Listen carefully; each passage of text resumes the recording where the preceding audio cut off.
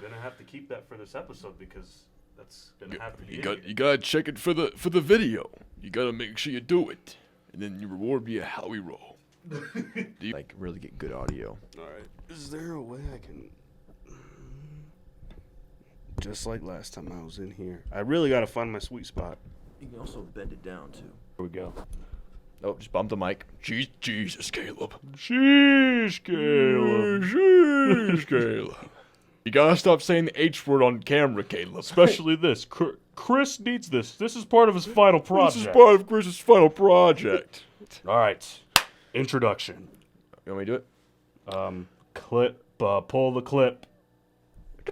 What was that one Will Smith movie? Or Will Ferrell movie?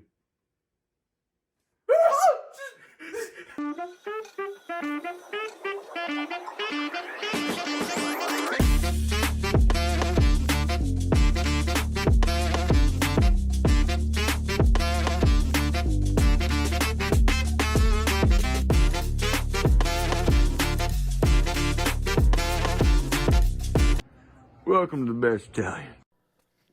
Welcome back to the Bench and Mike podcast. The Bench and Mike podcast. I'm Caleb. I'm Chris. And this is like what, episode 7? School project edition. School project edition. Chris, you kind of want to go into a bit about your school project? Yeah, so it's something that's been building up all semester. So basically, it started off with us doing a little cultural ethnography, which I didn't know what that was until this semester. I got no idea. Well, you're going to find out. So basically, it's kind of just doing a deep dive into what makes you you, what makes your family your family. So I learned a lot about my family tree. Unfortunately, I got a free subscription to Ancestry.com to help me with that first project of the year, which was in like week 3 of the school semester. Everything's gone, so I can't pull up a picture, unfortunately, of it. But there was a lot of cool stuff.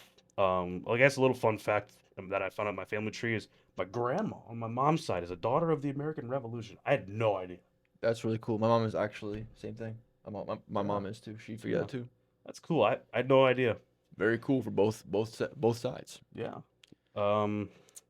So basically, this is gonna be part of my final project. There's a final exam type deal that's a paper, but this is really our final project, and it's gonna be me finding someone that's culturally different from me for this, that I'm going to interview, and then I have to write a 5-page essay about, which sounds like a lot, but honestly, I'd rather do something like this than take an exam because exams are not that fun. They're big stinky. And we love doing this. We do love doing this.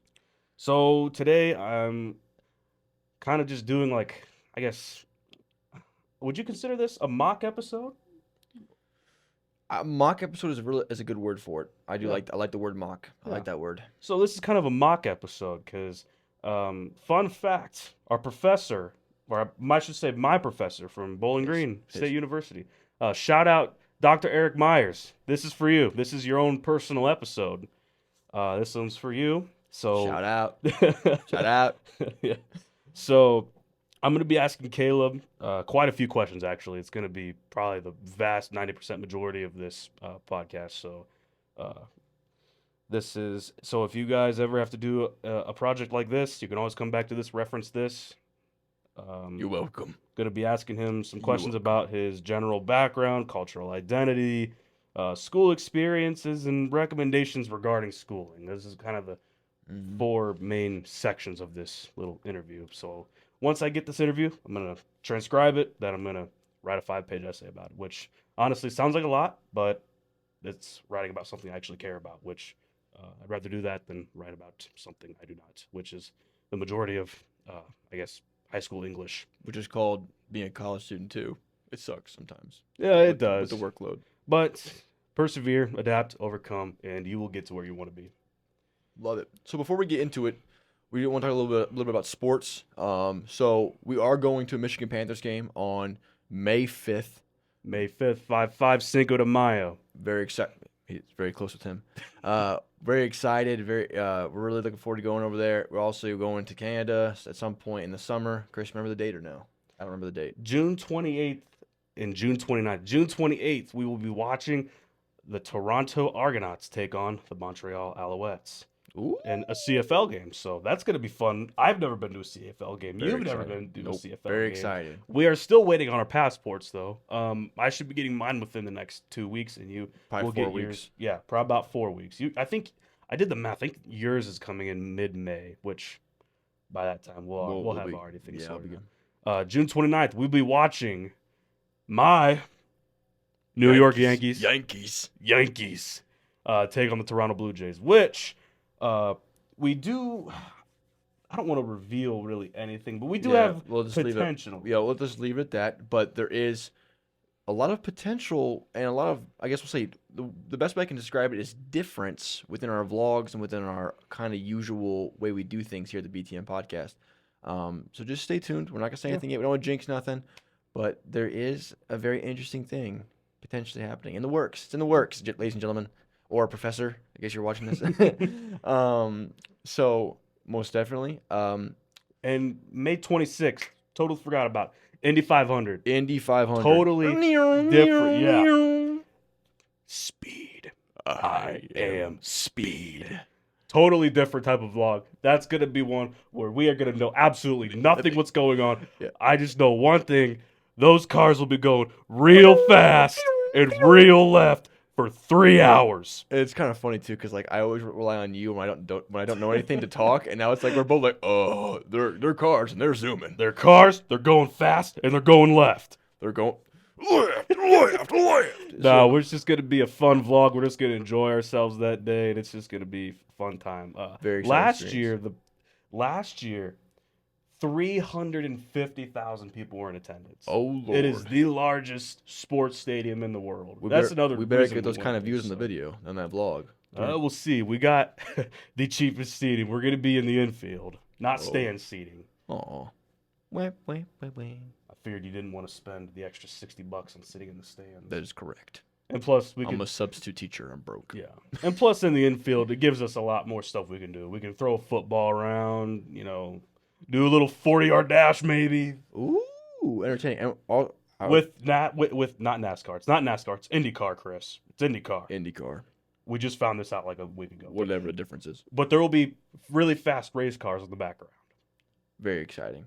Very exciting. So stay tuned for that. And we got maybe a couple other things in mind too. Just nothing set in stone as of right now. Yeah, everything's kind of So- up in the air. Yeah. Before we get started, though, one last thing. We just want to send our condolences to all the Buffalo Bills fans for Stephon Diggs going to the Texans. That is one thing we want to mention. Very And happy Jets fan. He's a very happy Jets fan. Obviously, Bengals fan, pretty happy because of Bills and Bengals rivalries there in the playoffs. That's what I'm So, saying. Don't have to face them twice a year in the FC East. absolutely. But condolences to Bills fans because I know at least 3 or 4 that I'm pretty close with. So, sorry to you guys. But anyways, no more sports. We gotta get into Chris's questions for time's sake. So, let's get started. All right. First section, as stated before, general background. So, if you haven't already, tell everyone your name.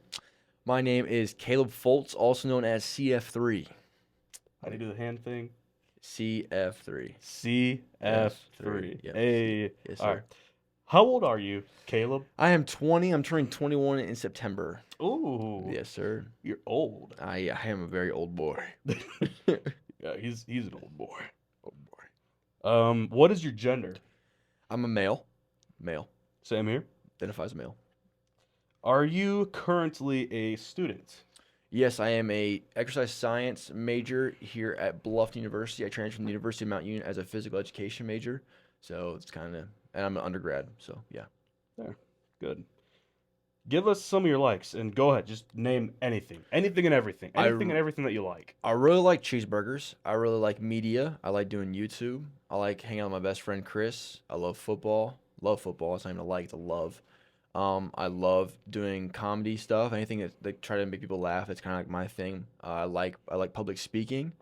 I like working on cars. I like Nike. So there's that. I love like Nike clothing, Nike branded stuff.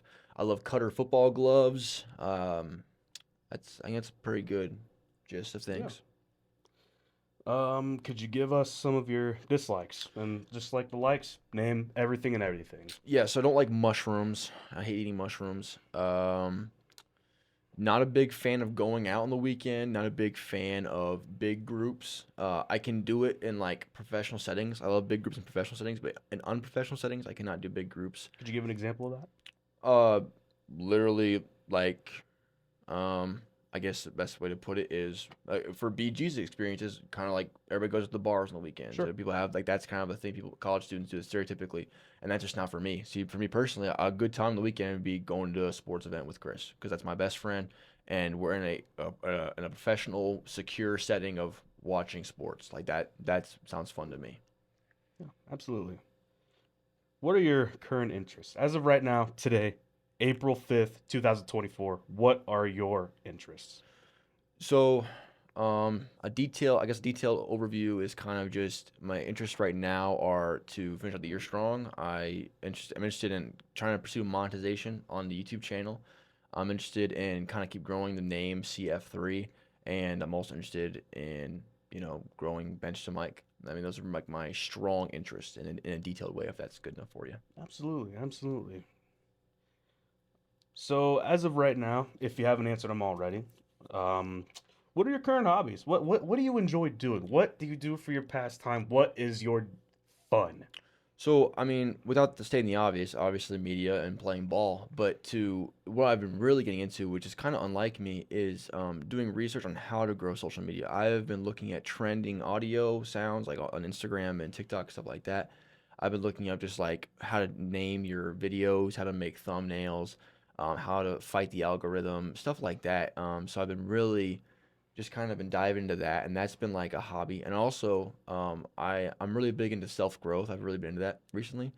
And one of the things I saw was to get into something that's completely outside of like your job and like what you do most times. So most time I'm either doing schoolwork, football, or media stuff. And I'm like, what's like the exact opposite of that? I'm like, nerds. Okay, what's the opposite of that? And like, oh, Star Wars. So I've been watching a lot of Star Wars to like as a way to get away, get my brain away from like my stress of school, football, and media. Yeah. I've known you for about, what, 15, 16 years? About yeah, I would have never expected you to watch Star Wars. I'm actually really enjoying it too. I'll have to brush up and then we can talk about Star Wars. We'll create a Star Wars podcast. bench to bench, bench to Starship. bench, Bench to Starship. bench to Death Star. Or would it be Starship to Mike? Or Death Star to Mike? I think that's a future conversation to have. It's definitely good. It's a future conversation we should have. For sure. All right. That wraps up section 1. Section 2, cultural identity description. So this is a really open-ended one. So just go ahead, take a few minutes, however long you need. Describe your cultural identity. What makes you you? What makes Fultz Fultz? I mean, my family is from Germany, so we have a long line of veterans and farmers and a lot of like trade workers. My mom and I did my family tree back in middle school. We used to go to like cemeteries and visit, past people. And a lot of us are from like the small town areas. I mean, we're from kind of all over Ohio. I'm pretty sure like Van Loo, Coldwater. If you guys are from Ohio, you know these towns. Bluffton, Arlington, a lot of the small towns. Small, is it rural or is it urban? What's the difference between rural and urban? Urban, think of like Columbus, Toledo. Okay, and then rural is like small towns. Yeah, So I would probably even go out on a limb and say Finley's rural. yeah, I Rural. mean yeah, 'cause it's a small city. So Yeah. yeah, rural areas usually. Like I said, farmers, veterans. Um, and me personally, I'm from a small town, small white town, pretty conservative in terms of the way it views things. Um, I mean, that's pretty much I'd say my cultural identities. Yeah. I think it's a good way to describe it. I mean, would you agree? I mean, we're from the same area. I mean, you kind of grew up in a different area, the rougher town, but Yeah. I'd say so. And your mother's also, I keep bumping the mic. I am so sorry. and your mother's also daughter of the revolution. She is. She is. My mom is very proud of that. Very proud of that. My mom actually saved a cemetery. Fun fact. She is such a big history buff. So like I have lived with my, I guess, cultural identity and cultural history my entire life because she always talks about it. So Wow. yeah. That's really awesome. So that kind of segues into our next question. How do you personally see your cultural identity or background given your description of your culture? So what you just took right now, how do you personally see that? Like what are your opinions on that? Um, How do you feel? I'm I would say it's actually kind of part of CF3 in a way with I'm proud of it, but I want to go against it. So like we have a lot of, like I said, farmers, veterans, trades. Um, I was actually planning on serving the military, but I have a thing called Raynaud's disease where I wouldn't pass a military physical. So there was that. But there's not a whole lot of athletes in my family. We actually found one athlete, and it was a 1930s semi-pro hockey player. Um, Wow. and that's the only sign of athletes that outside of high school that we can find in my bloodline. So um, it was something that I wanted. Like I want to start the Fultz line of athletes. So that was something that I kind of think of. That's kind of how I personally relate to my cultural identity. I want to start something within Yeah. my family's culture, my family's history tree. Wow. Semi-pro hockey player to now there's a football player in the family.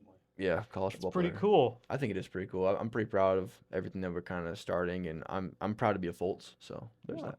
Yeah. So, if you haven't answered it already, of course, what values do you hold? What are some core values that you hold? Um, I would just say like I don't think I can really pick. Like, I mean, I think I'd be here forever. I picked apart each value. I would just say the values of Christianity. You know, like I'm a big believer in Jesus Christ and my Lord and Savior, and Ten Commandments. I mean, I think there's no point in going into detail really. I bumped the mic again. When you really start making a tally of every time I bump the mic. But yeah, I would just say in terms of my values, and morals, I think the best way to describe it is I'm a huge believer in Jesus Christ and what he represents and what the Bible says and following an unsinful life, whatever. So that's probably the best way I can describe that. Absolutely. What are your wow? What are what are some traditions that your family holds? Traditions. A big one is there's a certain like I'm not sure what holiday it is. Mom always makes sausage and sauerkraut for our German culture and German background. The man of the house, or the oldest male in the house, always says prayer before the dinners. That's a big thing in my family. Um, the like, where the men always get the legs of the turkey at Thanksgiving. That's something that's kind of neat. Really? Yeah, the men always get the legs. That's something we always argue over. Um, I mean, I can't really think of. Oh, the youngest sibling always puts the key out for Santa on Christmas. That's always fun. Um, I mean, I'm trying to think of anything else. Wait, can you repeat the question again? Sorry, I lost it. Yeah, for sure. What are some traditions that your family holds? Yeah, I mean, I would say that's about it. I think my mom is trying to start more traditions, like because my mom loves the historical background. And there's just certain events that we do with my mom, but I don't think we have very many traditions. I think I've listed all the ones that we have within my family. Right. So this is a really bad segue, but in the words of Dr. Myers, he's not that good at segues either. So, Dr. Myers, this is right up your alley. Off the wall, but what are your worldviews? All right, like would you say you swing to the right, left, somewhere in the middle? What would you say, Caleb? So Chris actually sent me these questions before the podcast. I was trying to think. This is the question that was going to stump me. So I'm not someone that's really big into politics or news or worldviews, He anything never like that. has been. He's not saying this to try to be as politically correct as possible. This is a true I statement. really just don't. I took a survey my senior year of high school of like what political party I am, and I'm part of the Green Party, which I guess is middle of the pack, but it's slightly right. So if that I guess that's my political views, and that's how I view things. Is the Green Party. Um, Still have no idea. Haven't done my research. But that's what my survey said in my senior year. And worldviews, I've taken worldview classes in college and in high school. Enjoyed them, loved them, and I love saying my opinion. But do I? I guess the best way I can say is like, do I really care? Do I really have a view? I guess I say, do I really care to have a viewpoint? Not really, because I'm kind of stuck in my own little bubble of pursuing what I want to do right now.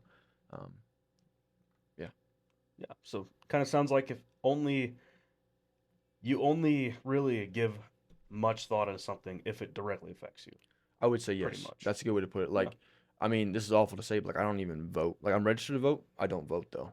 Like, I mean, it's because I don't have the time. Like, I miss voting because I had a practice for football when we had a couple of votings come up recently. We Didn't had get a an vote. election about second week of March, I believe, is when we had our last election. Didn't vote because I had football, lifting, and I had classes, and then I had to go observe in a school because I'm almost getting like my physical education license on top of extra science degree. So Yeah. I had a really busy day. I missed voting. No. That is definitely an interesting viewpoint, because people always put down people that don't vote, but they never take the time to actually listen to why they don't vote. Yeah, I mean, I would if I had the time. I mean, and if I actually if I also had the time to do my research, but I don't feel Yeah. like I think the word is informed voter. I don't feel like an informed Yeah. voter. Which honestly, it honestly helps that because it's keeping your mind from being indoctored, brainwashed by people that Sure, just want you to follow their agenda. absolutely, I agree with that. You know, and I've heard that before in my worldview classes. Yeah. Yeah. What's our next question here?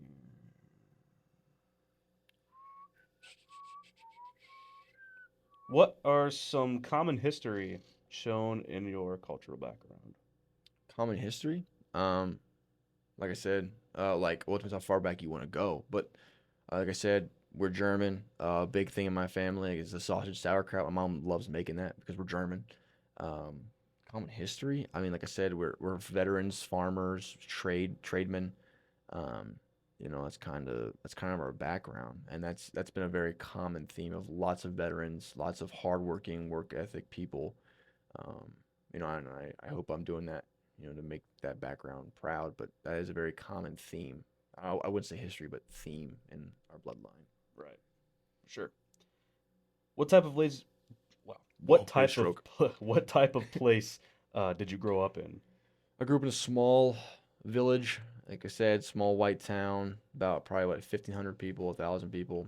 I think it's 1,500 on the dot, somewhere around there. Okay, 1,500 people. Graduated class of 36 kids in high school.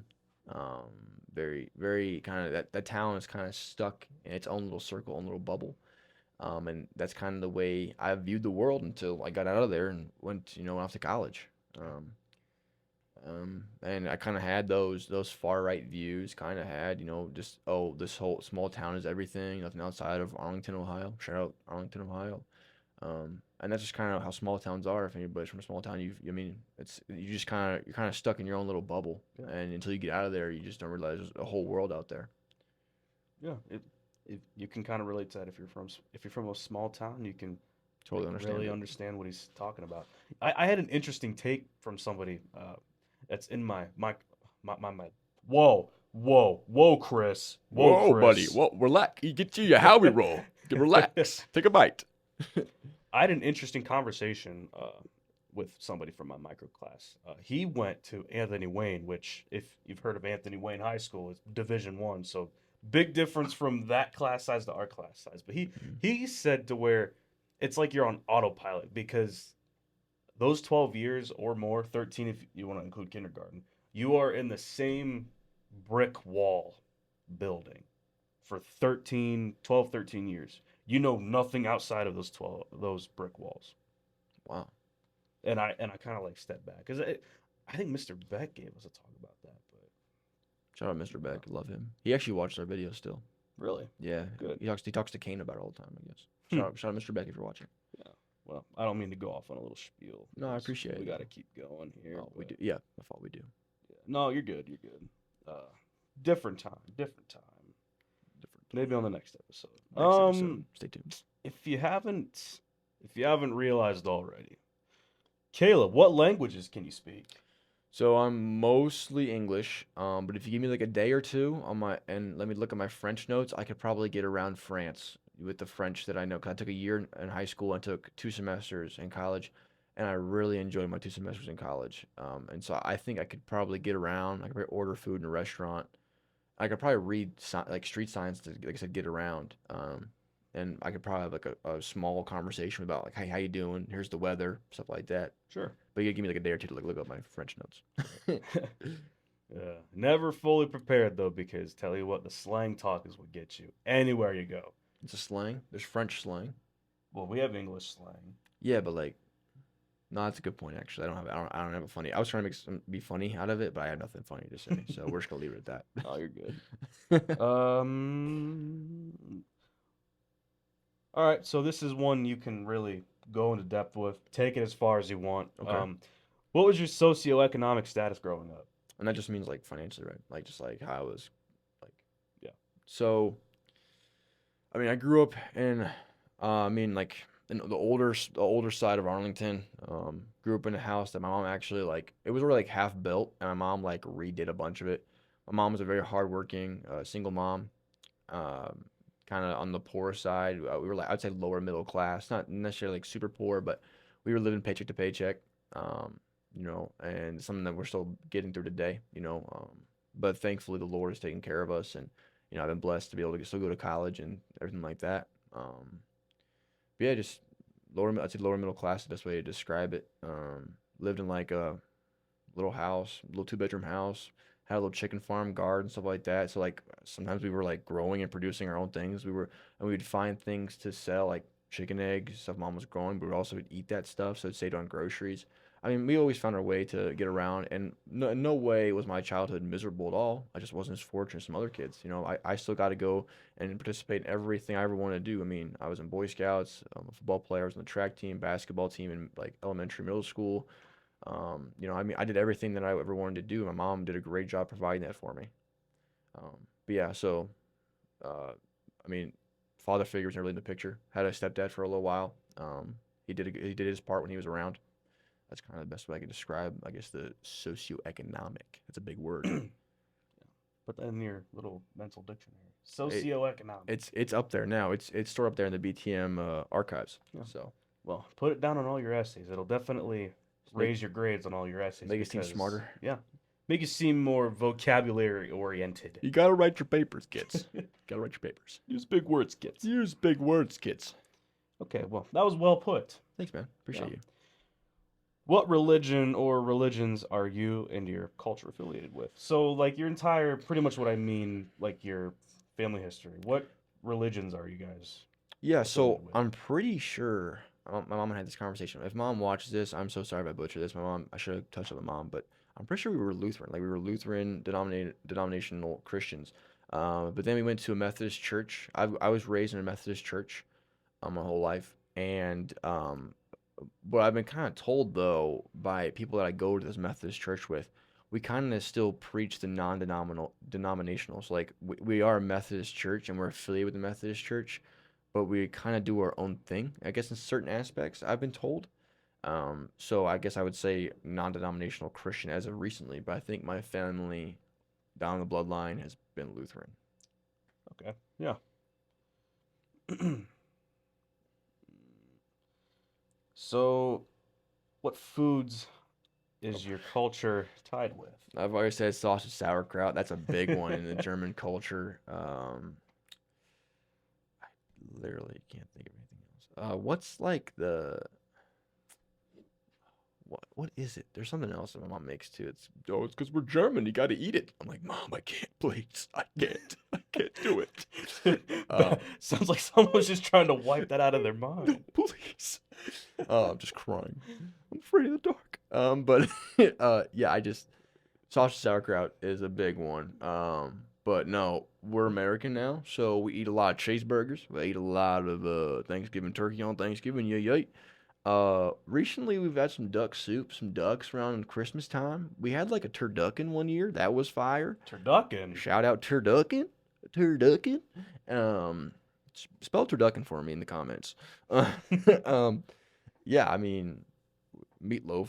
Oh, I ate so much meatloaf as a kid. But yeah, in terms of our German culture, it was sausage sauerkraut. Mom always makes jokes about cabbage soup during the Great Depression. Cabbage soup was like the only, I guess cabbages was the only thing that would grow during the Great Depression. And so my great great grandma ate a lot of cabbage soup, and that's been like an ongoing joke with me and my mom since I was like in sixth grade when I found out that was a thing. So cabbage soup, I guess. Never had it, Hmm. but maybe I have. I actually don't remember if I have had it, but there's that joke for you. Yeah, that's pretty cool. Who knows? Maybe we'll do a BTM vlog. Let us know in the comments of us doing, I guess, we'll do a cooking video of Of us cabbage soup. cooking our cultural dishes. We should make our own Howie roll. You want to make a how we roll, Chris? You want to learn how to make a how we roll, kid? You want to make a how we roll, kid? Humor me, and I'll leave you be. Cook a how we roll, and I'll walk away with a straw. Shout out, And how we roll? Walk away with a straw. walk away with a straw. Shout out to Kalamazoo Wings vlog. Go check that out. Oh, that was such a fun. That was a fun day. It was. Anyways, next question. Next question. You're not that guy, pal. You're not that guy. You're not that guy. Not that guy, pal. What holidays does your culture celebrate? Yeah, so we celebrate the 4th of July here in America. Rah. Thanksgiving, obviously. Christmas. Shout out Jesus Christ. Easter. We just celebrated Easter a little bit ago. What's some other American holidays? We do not celebrate any German holidays. Is there any German specific ones that you can think of? Because we didn't. I don't even know any. I don't know any off the top of my head. I know like Christmas is big. What is Noel French? Noel's French. Noel's French. Don't they say isn't like Noel something about Christmas in French? It is Christmas in French. Okay, yeah, I believe so. cool. Well, there's that. Haven't taken French since high school, so. Yeah, we need to touch up on that. I'm sorry, our French viewers. But yeah, just your normal American kind of culture, holidays. Yeah, I can tell a little 4th of July story. One time I was way too close to fireworks, and there's like a rope where the fireworks going off, and it went off, and I got beaded with lead balls, and one hit me in my eye. Thankfully, it didn't do any damage, but I got a lead ball. It hit me in my face, hurt really bad, and it was hot, so I had like a burn mark on my face, and it rolled in my lap. And I kept it for like 2 weeks. I had it in my room, in my little man hut. So there's a little 4th of July story for you. It was terrible. Don't sit too close to the fireworks, kids, because they have lead balls. You know, I always sit back and wonder who discovered fire was hot. Yeah, that's a good point. Just like that. Fireworks are hot, kids. Don't go near it. Or like, also, who's the maniac that invented fireworks? Like, someone had to take the time to invent that. Like, it was probably some crazy person. Yeah, like any of these weird inventions. Like, who discovered that cows make milk? I was literally thinking that in my head. But because it's a school project, let's not go too in depth with that. We're gonna leave that right there. Oh, all right. Next question. How would you describe your family relationships? Man, he hit the mic. Gosh dang it, Chris. My family relationships. I would say we were very tight knit growing up, but the older I get, so it's kind of going back to that small town thing. My family is still stuck in the small town bubble, which is nothing wrong with that. But like for me, I just want more. Like, you know, because in a small town, like either the stereotype, I think Chris can agree with this, is you're supposed to graduate from the high school, go off to college, and then come back and find a way to benefit the small town. That's kind of what everybody does. There's so many people that from my town that have been there their whole lives. And there's nothing wrong with that. Absolutely not. But like that's something I don't want for myself. But that's what my family wants for themselves. Like my older sister graduated from Bluffton, like I did. She also went to Findlay for a little bit, University of Findlay. But she's right back in Arlington. But she's teaching in a school about like 30 minutes away. But she lives in Arlington.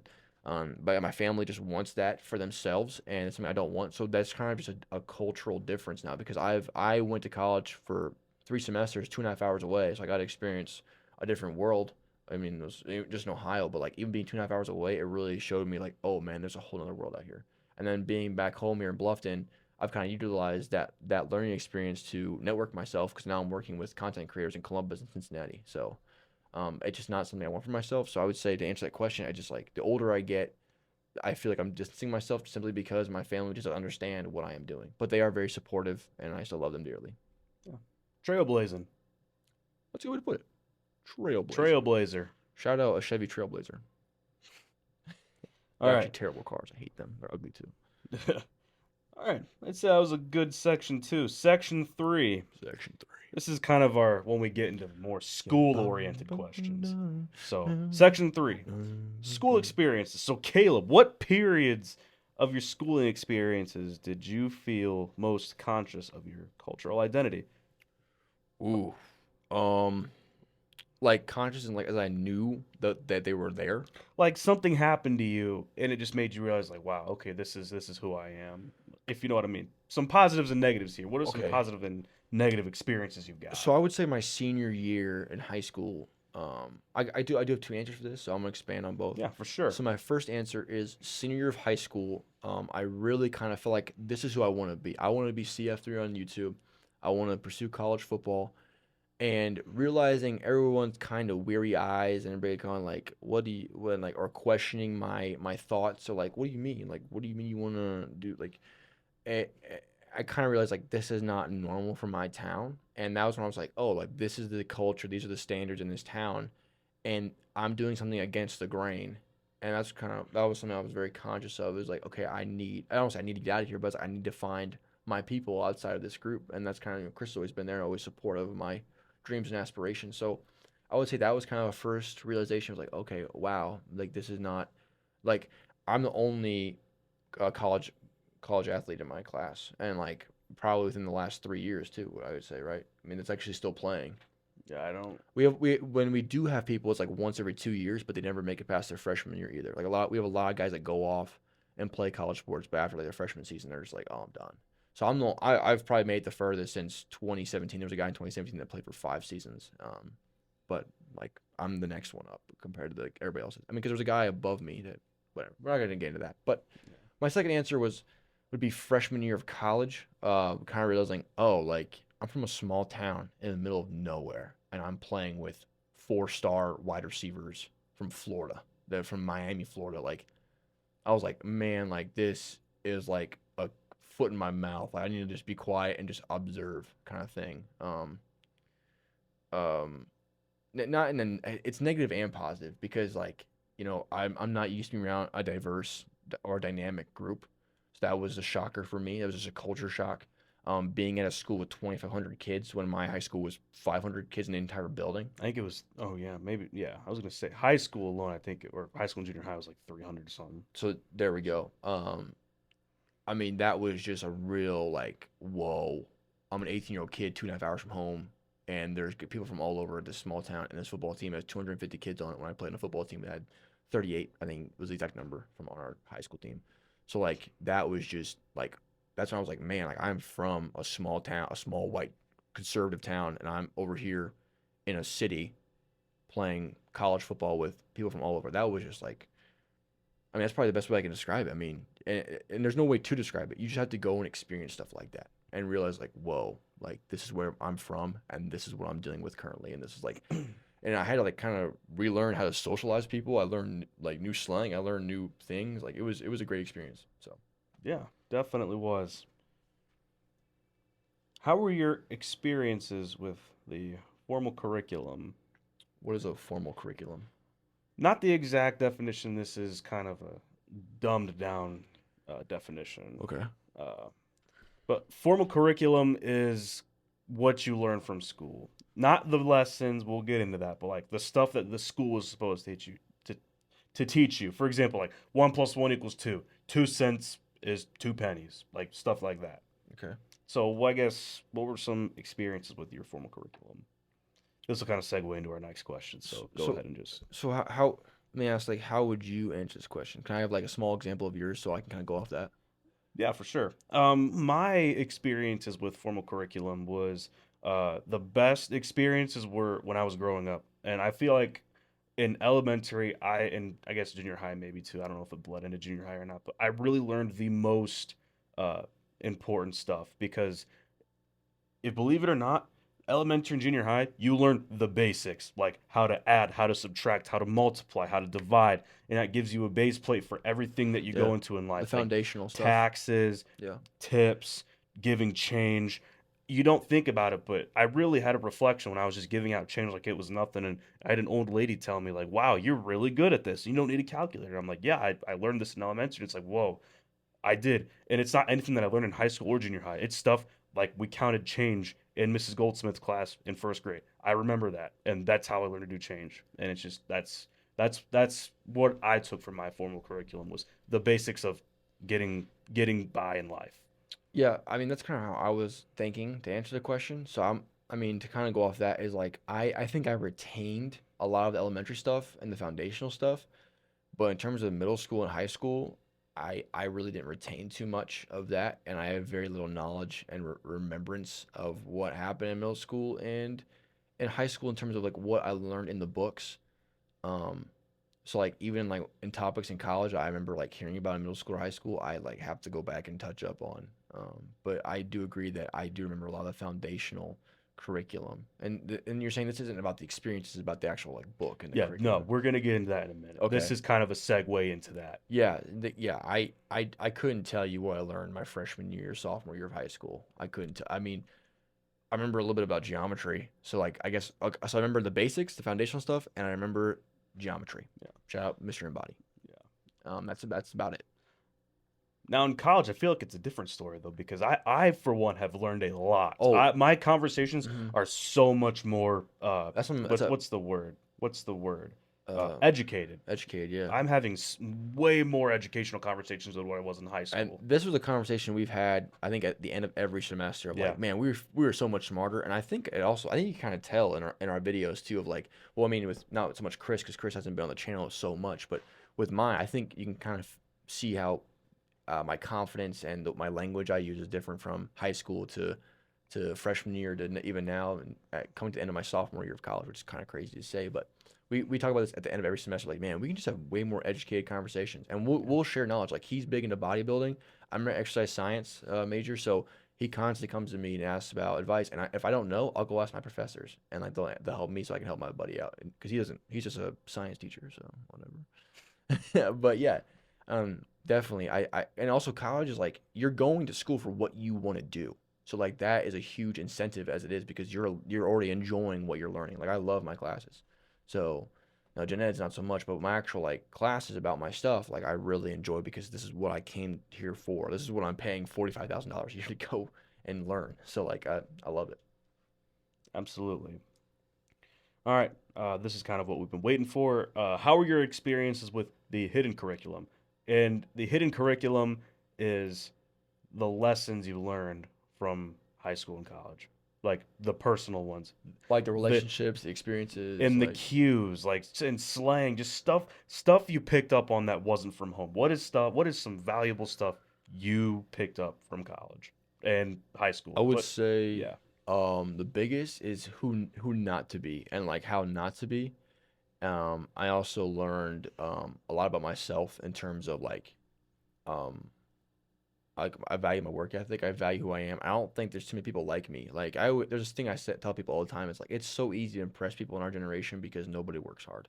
I think our generation, and this might be a little offensive, but kind of lazy. I mean, I think Chris, you can see that a little bit too. Like people just don't have the work ethic, and like it's very easy to impress professors if you get stuff done. Like because nobody else will. Everybody asks for extended time. yep, Um, you know, I learned a lot about relationships, especially with like teachers. Like a big thing on my channel and also my personal podcast that I do, I constantly bring up quotes of my favorite teacher, Mr. Beck. I hold on. I have so many of his quotes that he said to me, in my notes on my phone. Like I look at them, I still look at them. I haven't been in one of his classes in 2 years. Well, almost, yeah, 2 years. It's kind of crazy to say. But yeah, in terms of like the younger primary school kind of stuff, it's the relationships with teachers, relationships with friends. You're kind of seeing the different dynamic of people. Even like so, like I said, you're in a small town in a small bubble, but you get to see the different dynamics in your small town, which isn't too different, but there is still differences. So there's that. And then going off to college, you see all the different dynamics, diversities, cultures, races, everything like genders, whatever else, political views, and now you kind of find your circle within that. You know, and you find your group within that, and you kind of how can I succeed in college within these groups, within these dynamics, and that was a fun thing to navigate. So I would say that for sure. absolutely. All right. Once again, Dr. Myers, not the best at segues. He's made it known in a lot of classes, so gonna have to change Is that like direction here. Inspector Gadget? You know Inspector Gadget? No, well, Like the go go I, go go gadget arm. my great uncle used to have a toy when before he moved to Michigan up in Toledo. He had a toy of Mm. Inspector Gadget, so we'd always our cousins every Thanksgiving, dude. We'd be in the basement. We'd be beaming that thing at each other, and we could squeeze it, and it's like, oh, does his limbs like actually stretch Yeah, out? he Okay, can make his limbs into any tool and like he can like stretch them out. Yeah. okay. I didn't want to like. You're I wanted to make sure we weren't breaking him by squeezing him, and his limbs were just going out. But yeah, Yeah, no, that's actually how it works. So. okay. Just a little fun thing we did. All right. Weirdo. Which Weirdo. Weird kid. which teaching styles did you receive the best? Oh, that's a good one. That's like an educational question. Yeah. Teaching styles. I would honestly, it was the. I mean, I know teaching styles, but this isn't really one. I mean, the one that I can't think of the word how to describe it, but it's the personal relationships one where it's like when the teacher's being very personal with me. Like it's not the hands-on, it's not watching the videos, it's not doing the work. It's like it's when the teacher treats me like a person rather than a student, I learn the best. That Because you care. yeah, like I know that's a teaching style, but they have some fancy word for that style specifically. Um, and I can't think of what it is, but it's that style. It's like I said, it's not hands-on, it's not watching video, and that's one of them. Doing the actual work, whatever else. Like it's the personal, not lecture. It's not them pointing at things, showing PowerPoints. It's them saying, "Hey, Caleb Foltz, this is what we're doing today. How are you? And how can we make this topic relevant to you?" Like that. That is the best way I learn. They make you a person, not a number. That's what Mr. Beck is. Mr. Beck always said, "We are a person, not a student." Yep. Shout out Mr. Beck. And I probably butchered that saying. That's probably one quote I don't know from you, but you have a way of saying that. So if you leave that in the comments, if you're watching this, but there you go. Yeah. Shout out, we're saying what's your professor's name again? Dr. Myers. Dr. Myers and Mr. Beck. Shout out from the Bench to Mike podcast. Yeah. The Bluffton Wit 96.1. That's the name of them. That's the name of this on the mic. So Yeah. Please give us a sponsorship. Please, please, please, please, please. Okay. the Bluffton Wit 96.1. All right. You've kind of touched on this a lot, actually. Okay. How were your teacher relations? So they were either awful, they were either get buyable, or they were amazing. So in high school, I was pretty close. I had some sort of relationship with all of my teachers. Where it was Mrs. Van, who was my math teacher, where we were very close, and like I give her a hug every day, and we would talk about girly stuff, and it was like, oh, Mrs. Van Hoos. And then I had Mr. Embody, where I would talk stocks and podcasts with him. He's the one that got me to podcast. Thank you, Mr. Embody. Mr. Beck, who I would go for life advice, and who I just really looked up to as a person, and he had great quotes. He had a lot of experience in life, but he was young enough to relate to us still. We did have a full day talking about college, and he was wrong in every aspect. So he has been out of college long enough that he has no idea what he is talking about. Oh. But he did try to give us like, "What, dude? I'm young. This is the college experience." No, everything you said was wrong, Mr. Beck. I'm sorry. I had a head coach, history teacher for football, and he is the stereotypical head coach for the football team history teacher, and that was hilarious. And then I also had teachers that hated me because of how I acted outside of school with, Chris can kind of speak for our student section of the basketball games. So the secretary and the athletic director of my school didn't like me too much. So there was that. And in college, it's how you build it with your professors. I go out of my way to try to make my professors laugh. I build a personal relationship. I go during office hours. So it's really what you make out of it. Your college experience is what you make out of it. So in terms of college, I've done a really good job of being like trying to find that niche that I could relate to with professors. With education professors, we just talk about education, how cute kids are, and how much I love teaching. Do I really love teaching that much? I mean, yeah, a good amount, but like not much to be like, teacher. And I'm writing English papers right now in an English class with a professor that's all about English, and I really don't care about writing papers, but I know he plays basketball in the mornings. He's like a 68-year-old dude, and we talk about basketball, we talk about athletics, and so that's how I build a relationship with him. So it's really just how you find your dynamic and niche with that. Was that the question? Yeah, no, you answered that very well, actually. You might have answered the next question. Okay, let's hear it. How would you describe your administrator relations? In college, wonderful. I still talk to the administrative staff at Mount Union, the ones that work there, because I was actually good buddies with one of them. They sounded like great people whenever you talked to me about them. For sure. And then at high school, Like I said, the one I didn't think liked me anymore because how I act in the student section. I'm gonna be subbing at my old high school in May. And she was very civil with me. So I don't think there's any bad blood there. So I guess that's okay, even after I graduated. Um, and here at Bluffton, the administrative staff here was great. But Yeah.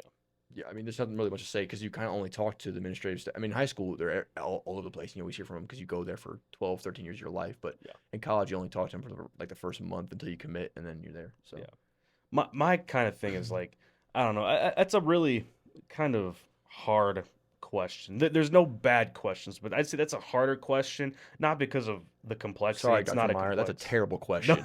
I'm not a student, but that's a terrible question.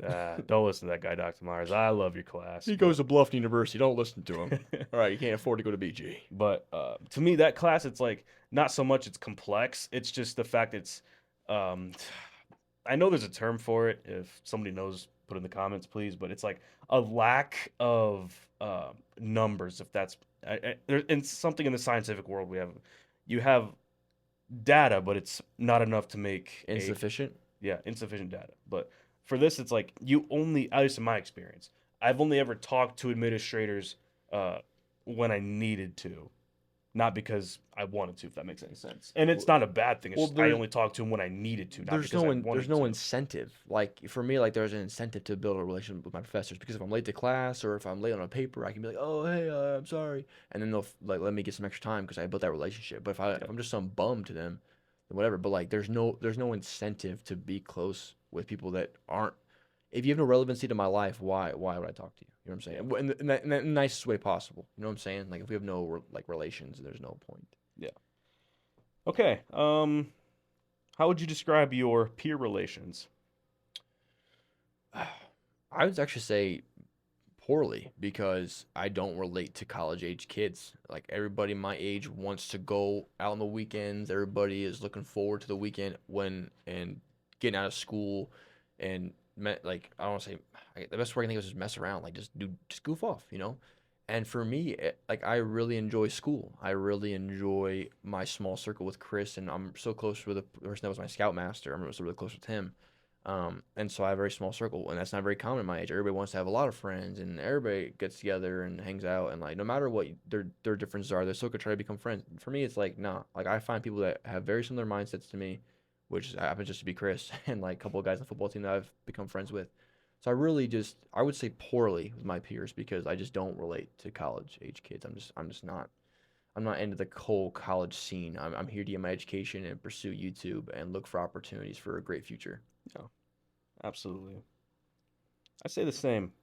Personally, it's like I look at it as I'd rather have a handful of great friends than an endless amount of not acquaintances if you consider them friends, but I guess lesser friends if that makes any sense. Less is more, in my opinion. Less Yeah, is more.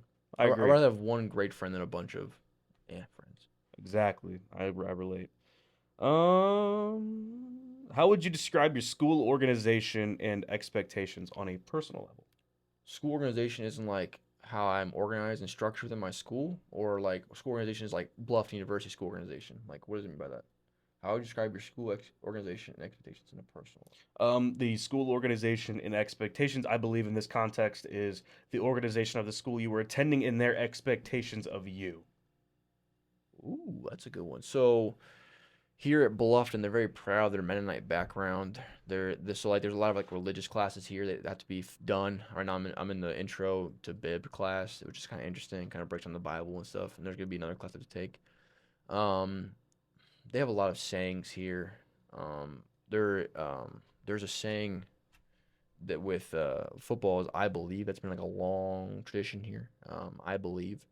Um, because like Bluffton believes that there should be a higher faith. That everybody that comes to Bluffton, you should have some sort of faith. You don't have to be Christian, you have to be Mennonite, but you have to have some sort of faith. Um, Now, it's not like they're gonna make you, but if you come here, it's like that's one of the biggest things, and they want to prepare you for a great future. There's also a big old like motto on the football team that I'm still learning. It's like I'm gonna try to say it, Chris, but I might butcher it. It's like I believe in God, myself, Bluff University team and program. I believe in setting attainable goals and work with dedication to achieve those goals.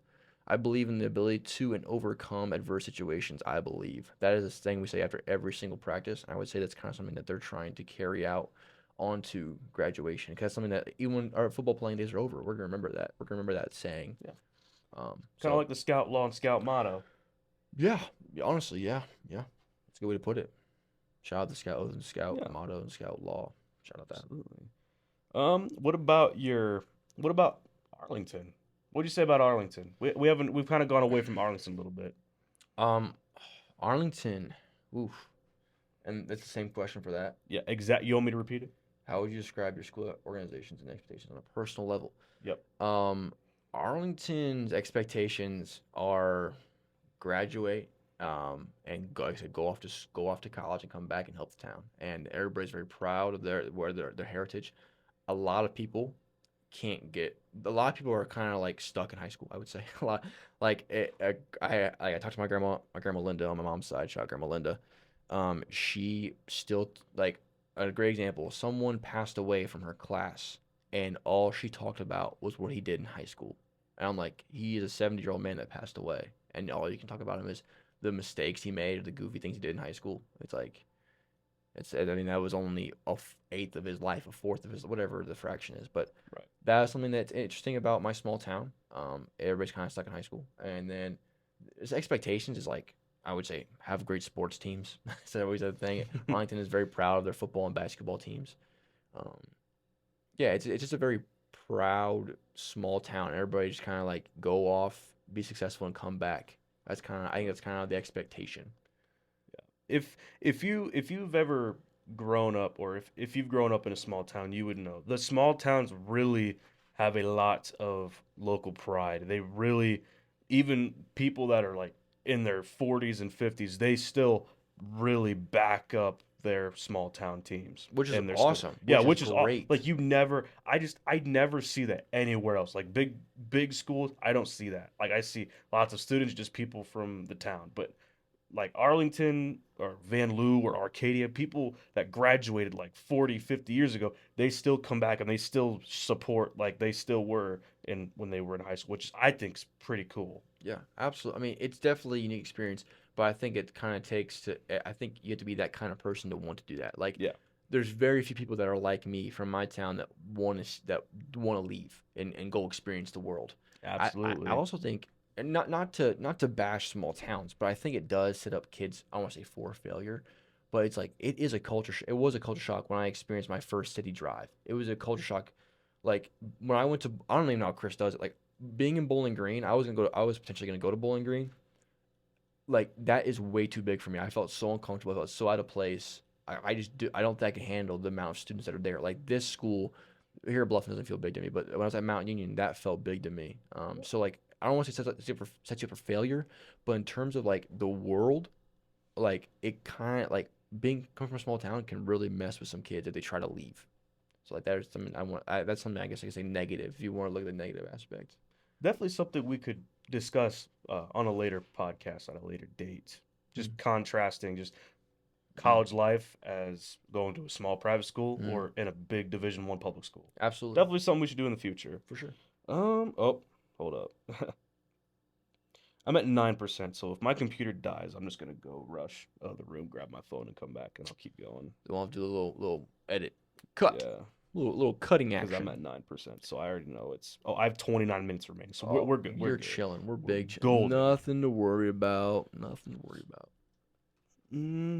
How would you describe your school's community relations on a personal level? So what that means is, for example, Bluffton, how do they give back to the community?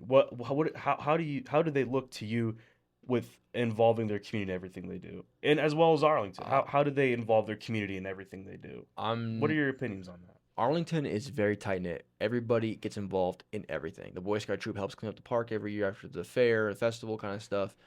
There is an Arlington festival that even people from like towns over come and participate in like the cornhole tournament. Like it's a big deal. Um, there's just a really rich history in Arlington, and everyone buys in and loves it. That's the best thing about Arlington. Arlington, if you buy in, it's the most wonderful place on the planet. Um, so that I mean, that's the best way you can describe it. Like perfect example. Friday nights during the football season, the entire town is empty, and in that stadium. Like we don't have a very big stadium, but it is packed. It's overflowing. It's always a big deal. Big, huge, big deal. Um, Now in terms of Bluffton, um, cannot say the same. So I've I've already been around. Like I go to the barber here in Bluffton to get my hair cut, and everyone's like, "Oh, well, you're wearing Mount Union stuff. What are you like? Are you did you like what are you doing in Bluffton?" I'm like, "Oh, I transferred to Bluffton." Like, why? Like everybody I kind of talk to from the Bluffton area does not like Bluffton University. Like if you're from Bluffton, you don't have nothing nice to say about the university. And I think it's just because you grew up around it and it's like nothing special to you. So I cannot say that, but I do know that Bluffton has received a lot of good money recently from like I guess past alumni that went off and got rich, and then so I know there's like the alumni backing is huge, but in terms of the actual Bluffton community backing up Bluffton University, I don't see it. Now in terms of the schools, I know that I guess last year during a big football game that was a big deal for Bluffton, the high school band came out and a bunch of like the high school kids came out to watch Bluffton play one time. Really? So there's that example, but I don't know if that actually was true. I was told that by a player here during spring ball. Like, so I just got here this semester. So, but that's what I heard. So that's an example of community relations or whatever the question was. But No, I think you answered it quite well. Have you ever experienced, or okay, another, just gotta completely switch gears. Shout out Dr. Myers again, the Segway King. wonderful. Have you ever experienced discrimination of any form based on your culture? So everything you said about your culture, have you ever felt discriminated, or have you ever had someone do something like that to you? Um, I felt like um in terms of the football world in college football, I feel like I was looked down upon in my recruitment for coming from a small town. And then also the scheme and the offense that he ran in high school was a older style offense where it didn't really help me succeed on the field on a personal level, but I succeed in the team, and that kind of so I felt discriminated against when I talked to other players. I got laughed at or not taken seriously as a football player because of coming from a small town, a small high school, small competition.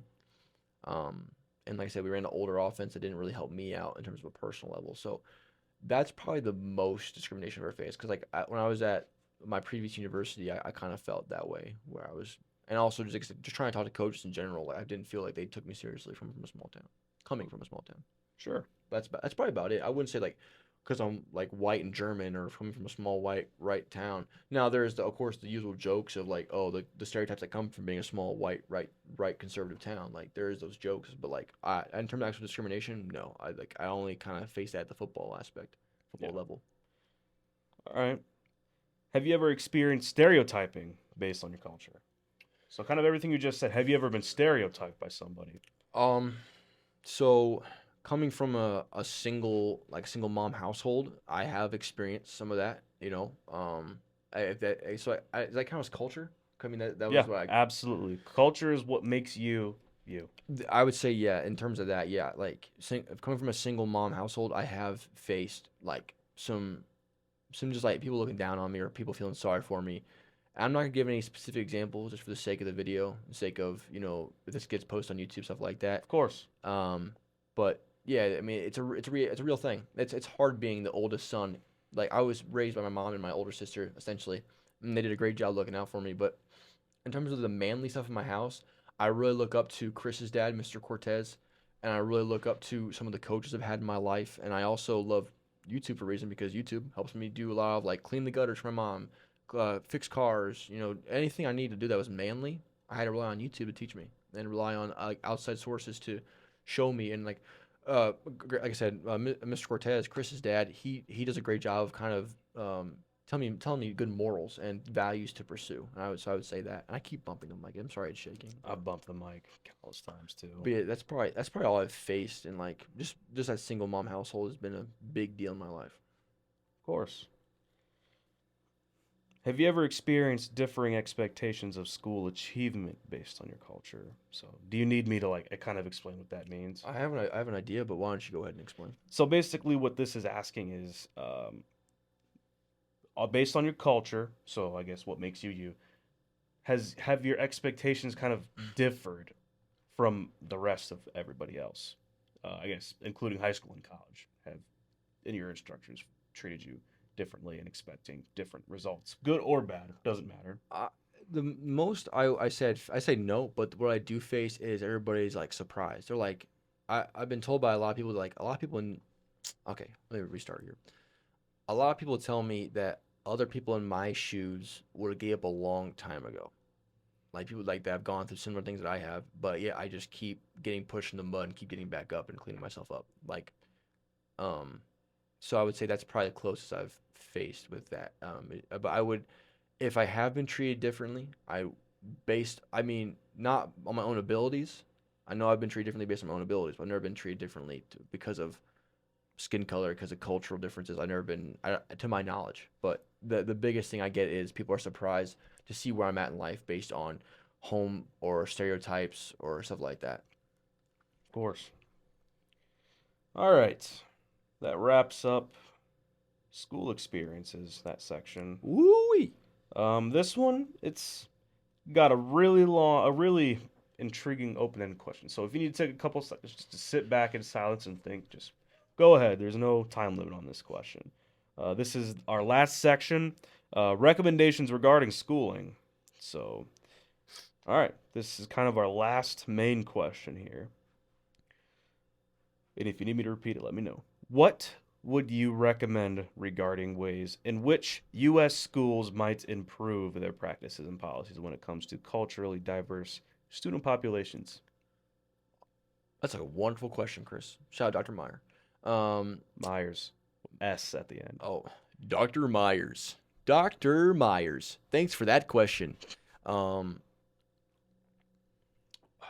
I mean, I would say, if I can, 'cause it's kind of, is that question still kind of related to my experiences, or is it like, where's this Yeah, question? it goes any direction you want it to. So I'm gonna relate to my experiences. So example, Bluffing University requires religious classes, and there's a Mennonite background and stuff like that. So if to talk about diversity, if they said because one thing I was told is like we just want you to have some sort of faith when coming to this university. Okay, cool. Well, if they bring in someone, let's say Muslims, let's say that Sure. have Muslim classes for them to take rather than the intro to Bib class. Now I'm not sure if they do. If they do, then that's great. But like to my knowledge, we don't. So if you're gonna require some people to have faith, if they don't have the faith that you have, but they want to come to Bluffton, let them have those classes to be able to get that credit for them. Um, that's probably the best way to describe it. Is just be open to other cultures and like, yeah, okay, you have a religious requirement in your school, but let them have their religion. And I guess in terms of private schools, a lot of private schools are Catholic, right? In high school, um, allow maybe have some other religion, other culture, like private schools. I don't know. That's probably the best way anything I can think of. I know a lot. I mean, I think we do a good job with having diversity and having other opportunities for great people, for a lot of great things and great people. And one thing I did think about actually just now, for like certain holidays, like I'm sure there's different holidays and stuff like that, and different religious holidays. Like, don't Jews have like 2 weeks of Christmas, something like that? It's like 2 weeks of like it's a Hanukkah is like 2 week thing. I'm not well educated in that field, but I do know like Hanukkah's their thing. It's more than one day. Yeah, let them have all those days off for school, like of school, to have their Hanukkah. Like, you Like know, in high school, let if you're Jewish or have a Jewish background, you get you get the full week off. You excused. get excused from your education for I that. like that. I like that a lot. That's probably the best idea that I have. Yeah, no, that's good. That's Thank, really good. thanks, brother. So kind of accommodate students that have different religion that celebrate different religious holidays, and if it that falls on a different week other than your stereotypical Christmas or winter Mhm. break, let them have that time off. Or even other cultures like anyone from like Africa, like if they have like a Thanksgiving over there, you know what I'm saying, like but they came to the States for better education, like let them have that day off to celebrate their version of Fourth of July or Thanksgiving, whatever, you know what I'm saying, like Of not course. just don't just limit it to religions, like say other like actual like cultures and race as well. You can Yeah, be put into that talk. for sure. All right, that was a good answer, good insight. Any closing comments on or thoughts you have? I'll leave you with this. No matter the circumstances, no matter what you're going through in life, I feel like a lot of these questions kind of I can sum this up with this statement. No matter what you're going through, no matter the stereotypes you face in life, no matter the way people view you, the way you look, keep pursuing those glimpses of greatness. I believe in you. The world believes in you. Jesus or whatever religion you believe in, I'm sure believes in you. There's a higher power. You do have a higher calling. And all I can say is just keep pursuing those glimpses of greatness no matter the circumstances. That's all I got. Of course. All right. Well, I think that wraps up our night. So, yeah, I think that was a pretty good episode there. I'd say we got everything we needed. Once you're done editing this, I'm gonna go home. I'm gonna write my 5-page paper that's due next Friday. So can't wait for that. And then Love it. I feel like once I turn that in, a lot of that weight will be lifted off my back because this is a really big project we've been having to stare down for Oof. since the first day of the semester. But typical college me, I procrastinate. So if you're in college and you're like this, you can relate on some level. But I think that's gonna wrap it up for tonight. So for me, if there's one common theme, I'd say we are more different than meets the eye, my friends. Hard. Are more different than we are more different than the color of our skin. And I think if we were to do this both, it'd be probably a 3-hour episode if we were both answering these questions. But we are more different than the color of our skin. Sounds like a Transformers quote. Like Optimus Prime would say that. More than meets the eye. You know, Yeah. but yeah. So we'll close out here, So- Chris. You could close out right here. Yeah, for sure. So, like I said, boys. Well, first off, thanks, Chris. Round of applause for Chris. Thanks, Chris, for the school project, and thank you for interviewing me. It was a pleasure. It was an honor. Shout out Dr. Myers and Mr. Beck for letting me use your quotes as well. But we're gonna close it here. Stay tuned for the Michigan Panthers game. Stay tuned for a great summer in season 2 of the Bench to Mike podcast. Bench to Mike podcast. The Bench to Mike podcast, where we don't eat high rolls no more. But thank you. I am Chris. This is Caleb, and we will catch y'all in the next one. Peace. Have a good night, everybody. God bless you all.